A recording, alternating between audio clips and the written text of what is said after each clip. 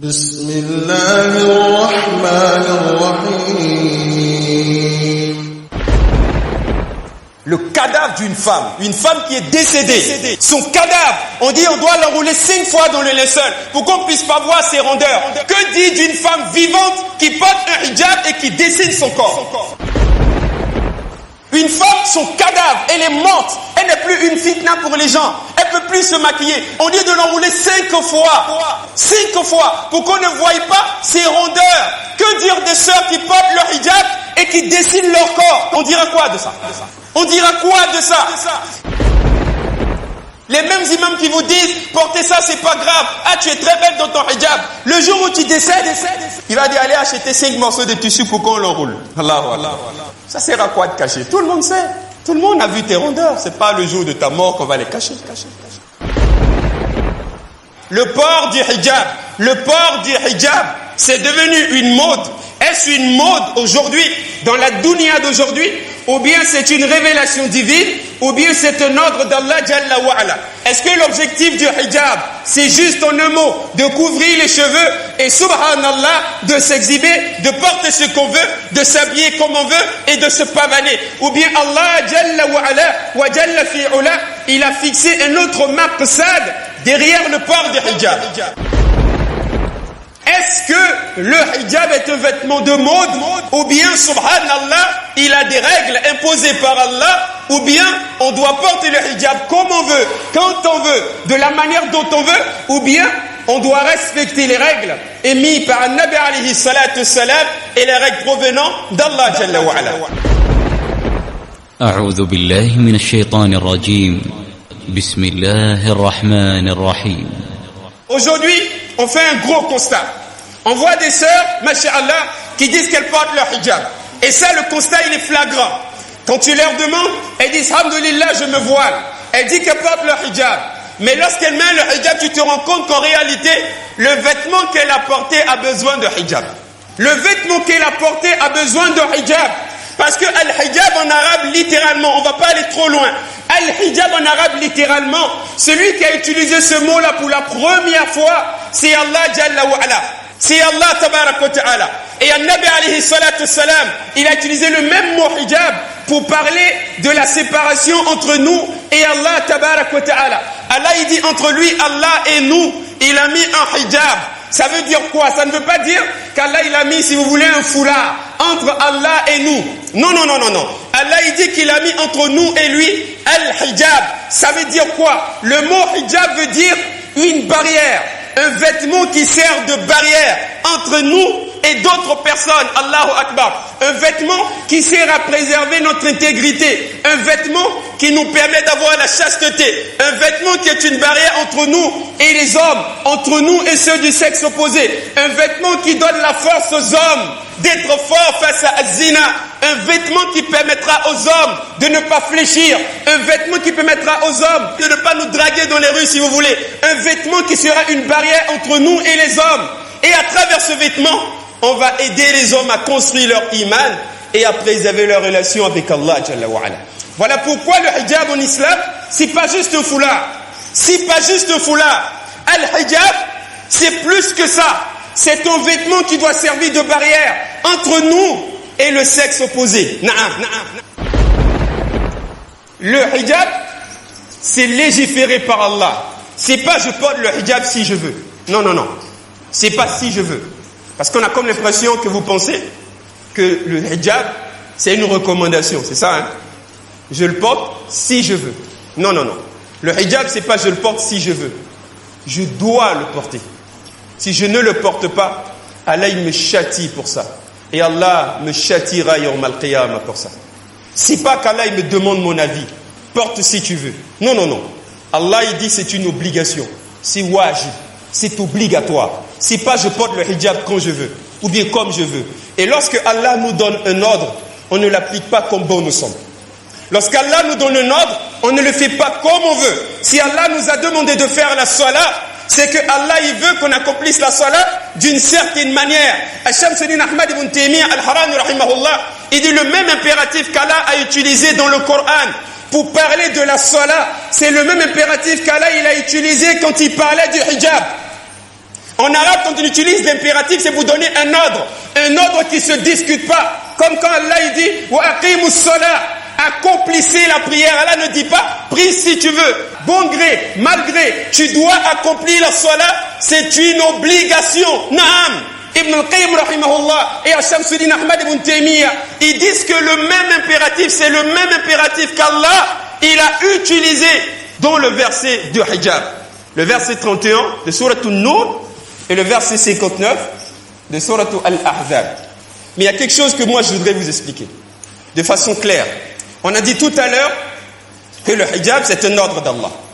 Si Allah il nous donne un ordre, ça veut dire automatiquement qu'on doit se poser une question. L'ordre qu'Allah il me donne, comment Allah il voudrait que je l'applique? Parce que l'objectif, c'est pas que mes copines disent que je suis couverte. L'objectif, c'est pas que ma mère elle dise que je suis couverte. L'objectif, c'est pas que mes voisins disent que cette fille-là elle est couverte. L'objectif est que Allah trouve que je suis couverte. Je ne sais pas si on m'a bien compris. L'objectif, c'est pas que les hommes ils disent cette sœur-là elle a porté le hijab. C'est pas ça l'objectif. L'objectif est que Allah il dise qu'on a porté le hijab et qu'Allah il considère le vêtement qu'on a porté comme un hijab.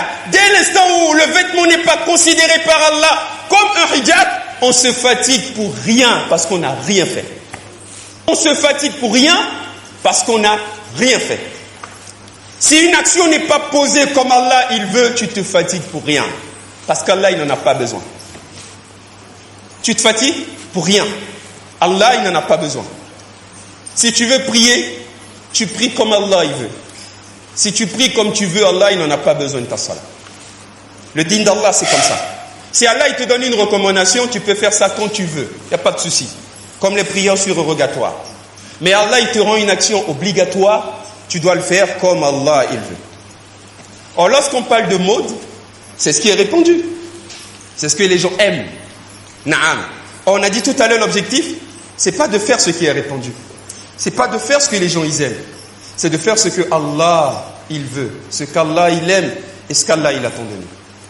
Parmi les objectifs du hijab, Allah dit parmi les objectifs du hijab, le hijab doit vous permettre de préserver votre chasteté. Ça veut dire quoi? En portant le hijab, elle permet aux hommes de préserver quoi? Leur chasteté. Ça veut dire que le hijab ne doit pas être porté dans le souci de séduire et d'attirer. Parce que parmi les objectifs du hijab, c'est un vêtement qui est imposé à la femme pour qu'on soit dans une dunya où les hommes arrivent à préserver leur chasteté, où les hommes arrivent à se contenir, où les hommes arrivent en un mot, masha'Allah, à être chaste. À travers ce vêtement-là, la femme, elle soutient l'homme et elle soutient l'homme en un mot à tenir tête face à ses désirs, na'am.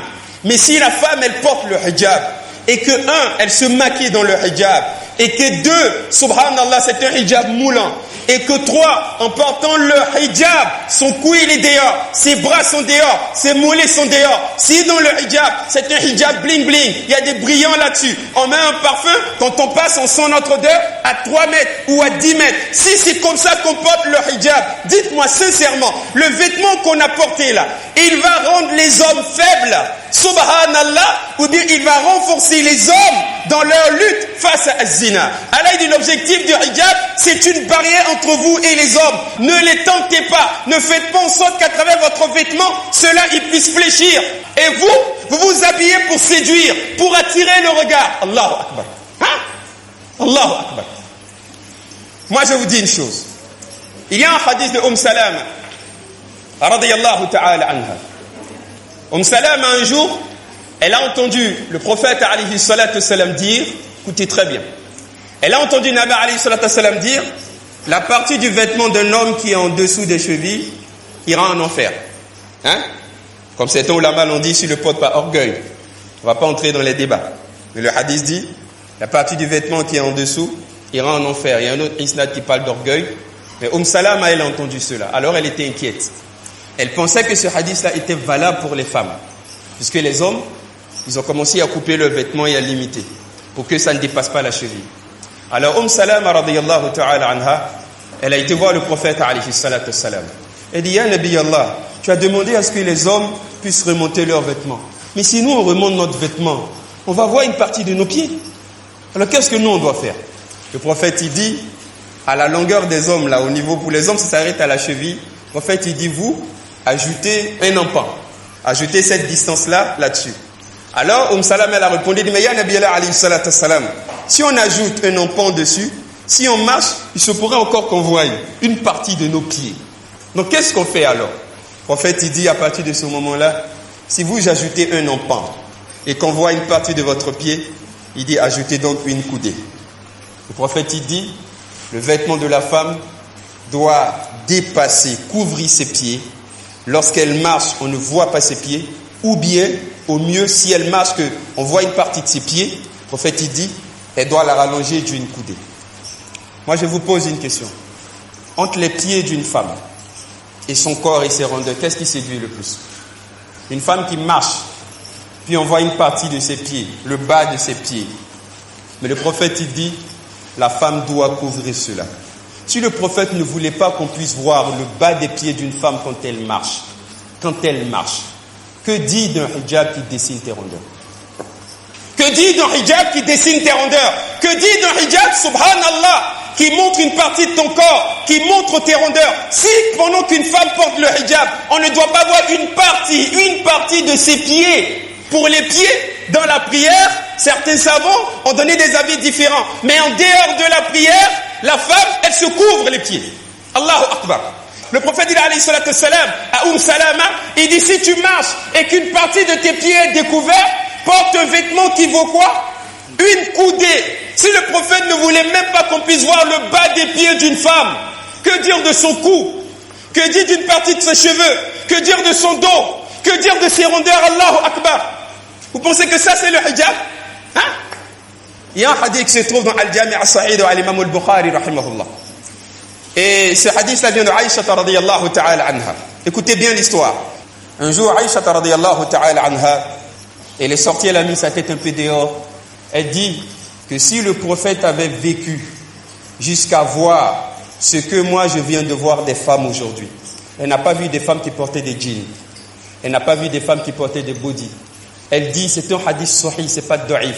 Si le prophète venait de voir, ou si le prophète avait vécu jusqu'à voir ce que moi je viens de voir tout de suite, elle dit, le prophète aurait interdit à partir d'aujourd'hui aux femmes de se rendre à la mosquée. Elle dit quoi? S'il avait vu ce que moi j'ai vu des femmes, elle dit, le prophète aurait interdit. Elle dit, elle ne doute même pas de cela. Le prophète aurait interdit aux femmes d'aller à la mosquée faire la salat. À la mosquée, on peut prier ou on peut apprendre le Coran.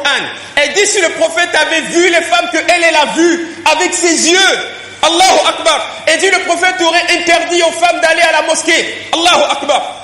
C'est sur ce hadith-là que les Hanafites s'appuient pour construire des mosquées sans faire la place pour les femmes. Chez les Hanafites, par exemple, dans leur mosquée, il n'y a pas de place pour les femmes. Les femmes prient à la maison. Parce qu'ils disent que Aïcha t'a dit que si le prophète voyait des femmes frivoles, il les aurait interdit d'aller à la mosquée. Or, nos femmes sont encore plus frivoles que les sahabiyas.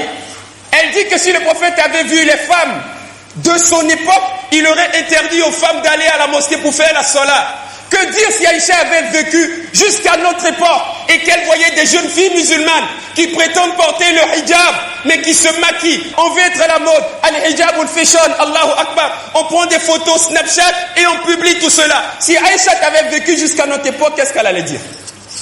Hein? Posez-vous la question. Elle dit si le prophète avait vu les femmes de elle, son époque, il aurait interdit aux femmes d'aller à la mosquée. Et s'il vivait jusqu'à aujourd'hui? Hein? Pourquoi? Pourquoi? Parce que si les femmes vont à la mosquée dans cet état, ça devient une fitna dans la communauté. Naam. Mais nos sœurs, elles ne vont pas juste à la mosquée dans cet état. Elles se pavanent, elles se baladent dans cet état. Il faut que le hijab il soit à la mode, il faut qu'il soit fashion. C'est haram de chercher un hijab fashion. C'est haram. Le hijab, ce n'est pas un effet de mode, c'est un ordre d'Allah. Et quand Allah il nous donne un ordre, il faut l'appliquer comme Allah il veut. Naam. Le hijab, il a des conditions. Donc il ne doit pas être moulant, il ne doit pas dessiner vos rondeurs. Naam. Parmi les conditions du hijab, il ne doit pas être d'une couleur qui attire le regard. Naam. Naam. Il ne doit pas être d'une couleur qui attire le regard. Il doit être une couleur qui n'attire pas le regard. Voilà pourquoi on dit les couleurs sombres. Naam. Le noir, c'est la meilleure couleur sombre. Voilà pourquoi les sahabiyas ont porté le noir. On dit lorsqu'elles ont porté le noir, elles ressemblaient à des corbeaux. Le corbeau, il n'est pas blanc, il est noir. Naam. Et ça, c'est écrit noir sur blanc. C'est un hadith qui le dit. C'est pas une pratique du wahhabiyya. C'est la sunna de Nabi alayhi salatu wassalam. Est-ce qu'on m'a bien compris? Le hijab, il ne doit pas être porté pour faire plaisir aux hommes. Il doit être porté pour faire plaisir à qui? Allah. Je ne le porte pas pour qu'on trouve que mon hijab, il est masha'Allah. Je le porte pour que Allah trouve que mon hijab est masha'Allah. Si Allah il dit mon hijab est masha'Allah, j'ai tout gagné. Si Allah il dit que mon hijab n'est pas masha'Allah, même si les hommes disent qu'il est masha'Allah, j'ai tout perdu. Donc le but c'est quoi? C'est que Allah il accepte mon hijab. Est-ce qu'on a bien compris? Le hijab, parmi les conditions encore du hijab, les savants ont parlé d'un fait, il doit couvrir tout le corps, à l'exception de quoi? Du visage et des deux mains. Et là encore, il y a débat dessus. Du visage et des deux mains. Pourquoi j'ai dit il y a débat? On entend beaucoup de choses, mais souvent, je vais parler un tout petit peu de cela. Il y a encore le temps, non? Moins pendant 5 minutes. En fait, pourquoi il y a débat là-dessus? On a 2 grands versets qui parlent de hijab. Le verset de Suratul Nur et le verset de Suratul Al-Ahzab. Le verset de Suratul Nur et le verset de Suratul Al-Ahzab. Dans le verset de Suratul Nur, le mot qu'Allah il a utilisé pour parler de hijab, c'est al-khimar. Hein? Ça vient de khimar. Khimar, chez les Arabes, c'est un hijab, un voile, comme ce que les femmes aiment bien porter là, qui arrive sur la poitrine. Voilà pourquoi Allah il a dit qu'elles rabattent leur voile sur leur poitrine, fi Suratul Nur. Ça, c'est le premier verset qui est descendu. Ensuite, l'autre verset de Suratul Al-Ahzab, où Allah il dit qul li azwajik wa banatik wa nisa'il mu'minin, où Allah il dit de rabattre sur elles le grand voile. Là, il a utilisé le mot jalabibihin. Ça vient de jilbab. Ça, c'est un voile plus grand. Alors, comment les savants ont compris cela?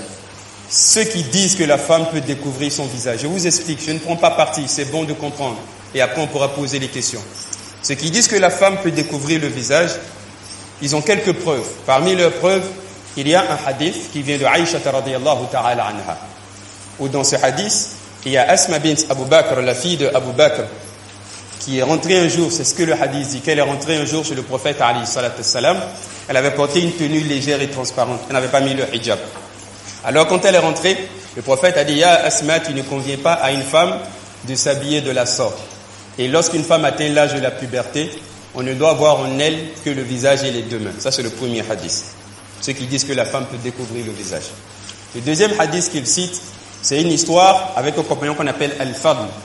Un jour, il était sur la chamelle avec le prophète, alayhi salatu wassalam, et il y a une femme sur une autre chamelle qui est venue poser une question. Et celui qui était derrière le prophète, il a vu que cette femme était belle et il a penché la tête pour regarder le visage de cette femme. Le prophète a pris sa main, il a poussé sa tête pour qu'il ne regarde pas. Donc d'autres savants prennent ce pour dire que s'il a voulu regarder le visage d'une femme, c'est que le visage des femmes n'était pas fermé. Ça, c'est leur deuxième preuve. Je vous explique. Troisièmement, ils disent encore parmi leurs preuves que le prophète alayhi salatu wassalam, qu'un jour, lorsqu'il célébrait la prière de l'Aïd, d'accord, la prière de l'Aïd, qu'un jour le prophète, parce qu'il y avait tellement le monde que quand il faisait le discours, les femmes n'entendaient pas. Ce jour-là, quand il a fini le discours des femmes, il est rapporté qu'il y a une femme qui s'est levée, on dit elle avait des joues un peu ulcéreuses, c'est-à-dire, je ne sais pas si des fossettes ou quelque chose comme ça, et elle a posé des questions. Alors automatiquement, le prophète a répondu. Ils disent que ça, c'est une preuve que si on savait que cette femme avait des fossettes, ça veut dire que les femmes ne couvraient pas le visage. Ils disent qu'ils ont une autre preuve encore. Ils disent eux leur preuve que lorsque le verset de Suratul Nur, voilà, il dit illa ma zahara minha, voilà, il dit que les femmes ne laissent apparaître que ce qui doit apparaître. Quand elles s'habillent, il faut qu'elles laissent apparaître ce qui doit apparaître. Ils disent que ils ont demandé à Abdallah ibn Abbas radiyallahu ta'ala an, ce qui doit apparaître, c'est quoi? Quand une femme s'habille, qu'est-ce qu'on peut voir? D'accord? Et Ibn Abbas a répondu, lorsqu'une femme s'habille, ce qu'on peut voir chez la femme, c'est le visage et les deux mains. C'est ce qu'ils disent. Donc il dit ça, c'est une preuve que si la femme s'habille, elle peut découvrir le visage et les deux mains. D'accord? Ils ont cité encore une autre preuve de leur part. Ils ont demandé à Aïcha radiyallahu ta'ala anha, quand la femme s'habille, qu'est-ce qu'on peut voir? Et que Aïcha a répondu, on peut voir le visage, les deux mains et les deux pieds. D'accord? Ok. Voici toutes les preuves de ceux qui autorisent que la femme découvre le visage. Il n'y a pas plus. Vous fouillez dans tous les versets du Coran, il n'y en a pas plus. D'accord? Ok.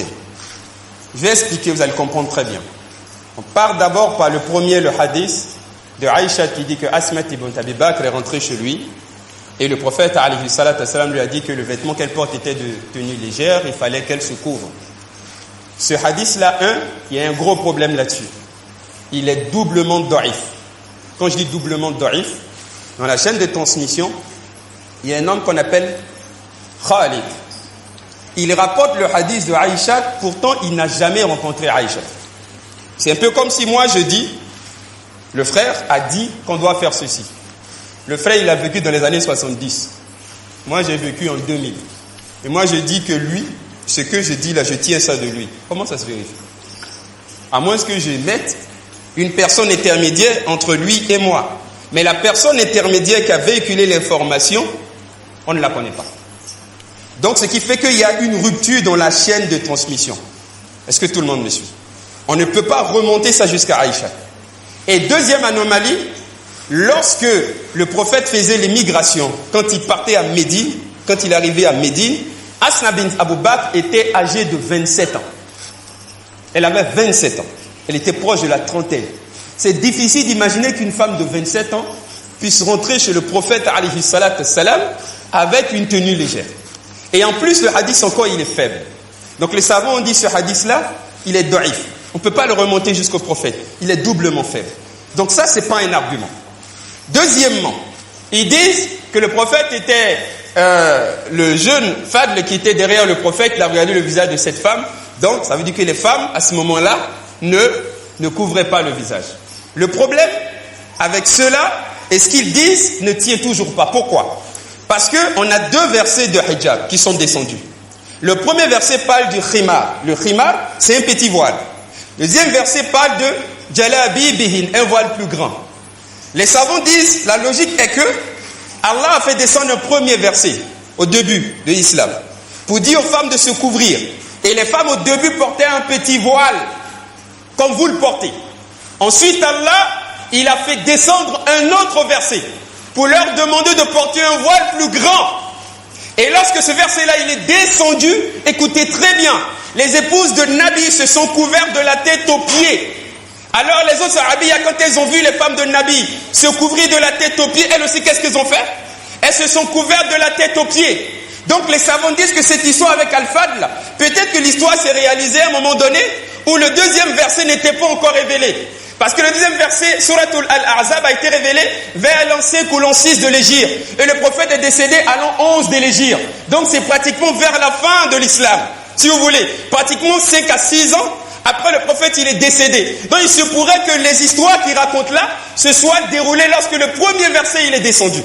Maintenant, ils disent que Abdallah ibn Abbas, il dit que lorsque Allah il dit que la femme, quand elle s'habille, tout ce qu'on peut voir sur le visage et les deux mains. Le problème avec cette parole-là est à deux niveaux. Le premier niveau est que le même Abdallah ibn Abbas encore, quand il fait le tafsir de l'autre verset, où Allah il dit que les femmes doivent porter le grand voile, le même Abdallah ibn Abbas, il dit la femme doit se couvrir le visage, et elle doit laisser les yeux pour éviter de trébucher. Allahu Akbar. Maintenant, quand on lui demande le tafsir de l'autre verset, il dit, elle peut montrer le visage et les deux mains. Ça veut dire quoi? Donc les savants disent que sûrement, Ibn Abbas parlait du tafsir du premier verset, à l'époque où le verset il est descendu. Mais il n'était pas en train de dire que le deuxième verset est nul et non avenu. Parce que lorsque le deuxième verset il est descendu, les femmes se couvraient de la tête aux pieds. Ensuite, parmi les compagnons de Nabi, qui étaient de grands savants du Coran, il y avait Abdallah ibn Mas'ud. Mais la différence entre Ibn Mas'ud et Ibn Abbas se situe à quel niveau? Ibn Abbas, quand le prophète il décédait, Abdallah ibn Abbas n'avait que 13 ans. Je ne sais pas si vous comprenez, il avait quel âge? 13 ans. Le prophète est décédé à l'an 11 de l'Hégire. À l'an 11 de l'Hégire, lui, il avait 13 ans. Quand le verset de Suratul Al-Adab descendait, c'est descendu vers l'an 5 et l'an 6 de l'Hégire. Lui, il est né 3 ans avant l'Hégire. Quand le verset descendait, il avait environ 8 ans ou 9 ans. Ibn Mas'ud était encore un homme, un adulte, à ce moment-là. Ibn Mas'ud faisait partie des compagnons adultes à ce moment-là. Et Ibn Mas'ud apprenait le Coran avec le prophète alayhi salatu wassalam. Et c'est le prophète qui l'enseignait. À telle enseigne que parmi tous les compagnons, le compagnon le plus savant du Coran était Abdallah ibn Mas'ud. Alors quand le prophète est décédé, Ibn Abbas n'avait que 13 ans. Lorsqu'on demande à Ibn Mas'ud, qu'est-ce qu'on peut voir quand une femme s'habille? Ibn Mas'ud, il dit, tout ce qu'on peut voir quand une femme s'habille, c'est le vêtement et rien d'autre. Donc c'est pas une question de wahhabiyya. Je veux parler de ça pour que vous sachiez que c'est pas une question de wahhabiyya, c'est la perfection du hijab. Pour qu'on comprenne. Si vous savez que c'est ce cas-là, il demande, vous allez vous rendre compte que ce que vous portez là, c'est loin du compte. Très loin. Ibn Mas'ud, il dit, tout ce qu'on peut voir, c'est quoi? Le vêtement. Quand une femme s'habille, tout ce qu'on peut voir, c'est son vêtement. Donc elle doit se couvrir de la tête, pied. Là, c'est le tafsir d'Ibn Mas'ud. Hein? Ils disent que Aïcha dit, on peut voir le visage, les deux mains et les deux pieds. Maintenant, demandez-leur, est-ce qu'elle envoyait le visage de Aïcha? Tout le monde dit que Aïcha t'a dit ça, mais elle-même se couvrait le visage. Il y a un paradoxe. Ça veut dire qu'elle parlait forcément du premier verset et non du deuxième. Est-ce qu'on me suit très bien? Donc les savants disent, le deuxième verset est venu compléter et parachever le premier. C'est comme les versets qui parlent de l'alcool. Au début de l'islam, Allah il a dit, si vous êtes sous, n'approchez pas à la prière. Ça veut dire que les gens pouvaient boire, mais ne pas se saouler. Ça veut dire que les gens pouvaient boire, mais il ne fallait pas être sous dans la prière. Et après, Allah a envoyé un autre verset pour dire que l'alcool est une abomination, éloignez-vous-en. Je vous pose une question. Quand les deux versets sont descendus là, on donne la priorité à quel verset? Le premier ou le deuxième? Le deuxième. Parce que le deuxième est venu abroger le premier. Les versets du hijab, c'est la même chose. Au début, Allah est parti doucement. Il a dit aux femmes, couvrez-vous. Et les femmes se couvraient avec al-khimar, porter un petit hijab qui arrivait ici. Après, Allah a fait descendre un autre verset pour dire, couvrez-vous complètement. Et elles se sont couvertes de la tête aux pieds. Donc le fait de se couvrir de la tête aux pieds, de porter le noir là, c'est pas une pratique de wahhabiyya. C'est ça la vraie sunna. Si vous n'avez pas la force, faites dua. Ya Allah, permets-moi de le faire. Mais ne dites pas, moi, mon hijab là est mieux. Non, non, non, non, non. Ton hijab n'est pas mieux. Ton hijab, ça c'est bien loin derrière. Le meilleur hijab, c'est le vêtement qui couvre tout le corps, comme l'a dit An-Nabi alayhi salatu wassalam. Donc j'ai juste mis une parenthèse pour qu'on sache qu'en réalité, les savants qui disent que le hijab de la femme doit couvrir tout le corps, en fait, ce qu'on analyse, leur tafsir est plus proche de quoi? De ce qui est vrai. Peut-être que vous ne le savez pas, mais en islam, quand une femme décède, la manière de l'enrouler dans le linceul avec un homme, c'est pas la même chose. Que vous sachiez combien de fois le corps de la femme il est valorisé. Quand une femme décède en islam, Allahu Akbar. Quand c'est un homme, on va l'enrouler 3 fois dans son linceul. C'est ce que la sunna dit. On achète un morceau de tissu, on l'enroule une fois. Ou bien on lui fait porter un vêtement, un camis. S'il n'a pas, on est pauvre. On le blende encore un deuxième habit. Et puis on met un deuxième ou troisième linceul. Ça, vous ne savez pas demander. S'il est nu, on l'enroule 3 fois. On n'enroule pas une personne une fois dans un linceul. À moins qu'on soit pauvre, on n'a que ça. Et les linceuls ne coûtent pas grand-chose, c'est des morceaux de tissu. Le prophète a dit, enrouler 3 fois dans le linceul, quand c'est le corps d'un homme musulman qui est décédé.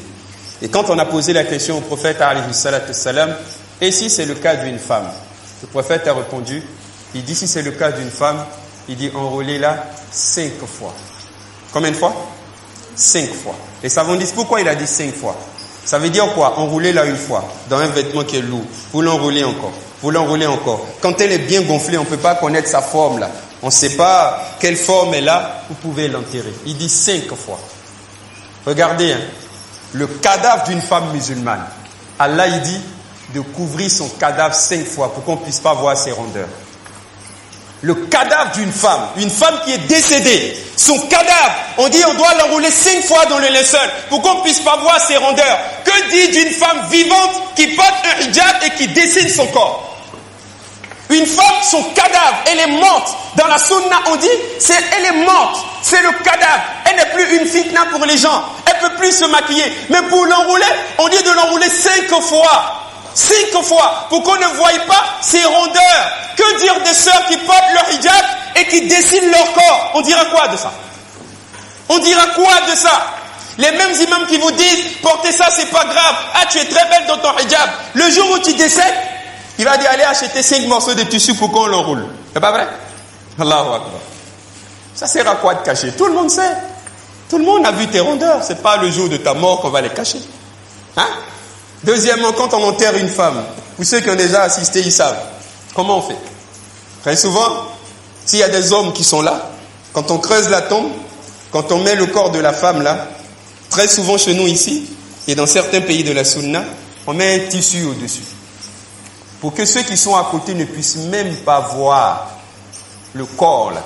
Pendant que le corps est, le prophète a dit, vous doublez 5 fois. Quand vous allez arriver là, quand vous posez dans la tombe, pendant que vous déposez, souvent dans la manière de déposer et tout ça, suspendez quelque chose dessus. Il ne faudrait même pas. Soit on demande aux hommes de se tourner, de regarder dans une autre direction, ou bien on met un drap dessus et on demande à son fils ou bien son mari de descendre pour bien la positionner. Si même le cadavre d'une femme, on nous interdit de regarder ses rondeurs, pendant qu'elle est doublée 5 fois. Hein? Je dis des femmes qui portent le hijab, et puis elles disent elles sont à la mode. Vous pensez que ceux qui vous autorisent ça, ils vous disent ce qui est correct? Hein? C'est les mêmes qui vont dire, c'est les mêmes. Demandez à n'importe quel imam. Quand une femme décède là, on lui fait porter un vêtement moulant? Demandez, on vous le dira. Minimum 5 fois. Allahu Akbar. Que dit de ceux qui sont vivantes? Mais quand elles s'habillent, elles serrent un peu la poitrine et se mit. Ah, mashallah, regarde un peu. Et puis elles sont.